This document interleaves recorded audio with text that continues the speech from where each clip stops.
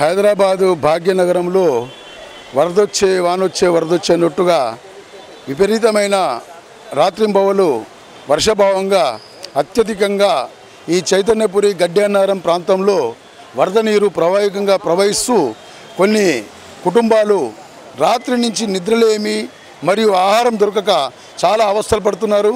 ఎందుకంటే ఇది డ్రైనేజ్ అనేది పూర్వకాలం నుంచి చాలా కిక్కిరిసిన డ్రైనేజీ. దీన్ని అధికారులు చొరవ తీసుకొని దీని డ్రైనేజీని మార్పు చేసి కొంచెం పెద్దదిగా చేసినట్టయితే ఈ వరద బాధ తప్పుతుంది. ఎందుకంటే ఇళ్లల్లో మురికి నీరు మరియు ఈ విధమైన సర్వనగర్ కట్ట నిండిపోవడము, వరదగా రావడము, ఈ కిక్కిరిసిన ప్రాంతాల్లో జనవాహనం చాలా తీవ్ర ఇబ్బందులు గురవుతున్నారు. కాబట్టి దయచేసి ఈ వర్షాభావాన్ని దృష్టిలో పెట్టుకొని వచ్చే కాలానికైనా ఈ వరద బాధితుల నుండి ప్రజలను కాపాడాలని చెప్పి మేము కోరుతున్నాము. ఎందుకంటే మురికితోటి ఎన్నో రోగాలు వచ్చే సూచనలు ఉన్నాయి.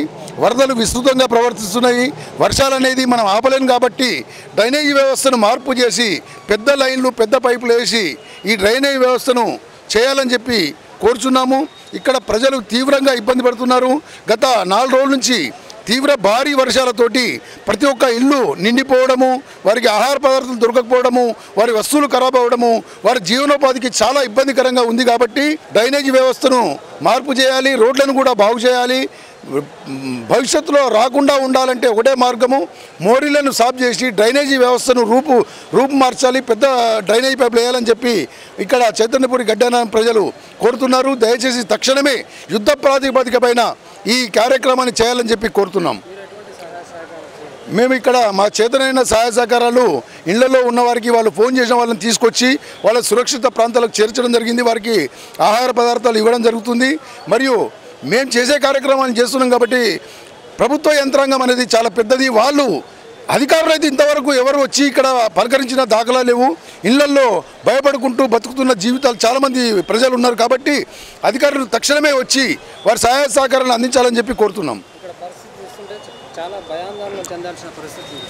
చాలా భయాందోళనలు. గత 3 రోజుల నుంచి వర్షాలు విపరీతంగా పడుతున్నాయి. ఇక్కడ పోతే సర్వనగర్ చెరువు నిండింది, ఇక్కడ మూసీ నది నిండింది. ఈ గడ్డె ప్రాంతం నుంచి మన వరద లోతట్టు ప్రాంతానికి వచ్చి ఇక్కడ ఉన్న ఇండ్లు ప్రజలు ఇబ్బందులు అంటే చాలా ఇబ్బందులు, వర్ణనాతీతం వల్ల ఇబ్బందులు. వాళ్ళు ఇళ్లలో నీళ్లు వచ్చి మొత్తం బిల్డింగ్ల పైన నివాసం ఏర్పరచుకుంటున్నారు. వాళ్ళని తీసుకురావంటే కూడా చాలా కష్టమవుతుంది. కాబట్టి ఏదైనా సిబ్బంది వారి అసలు ఉద్యోగాలను విడిచిపెట్టు జీవితం బతకాలంటేనే వాళ్ళకి ఆశ లేదు. ఉద్యోగం కాదు, ఉద్యోగాలు లేవు. వరద నీటితోటి వాళ్ళ జీవితాలే అస్తవ్యస్తం అయిపోతున్నాయి.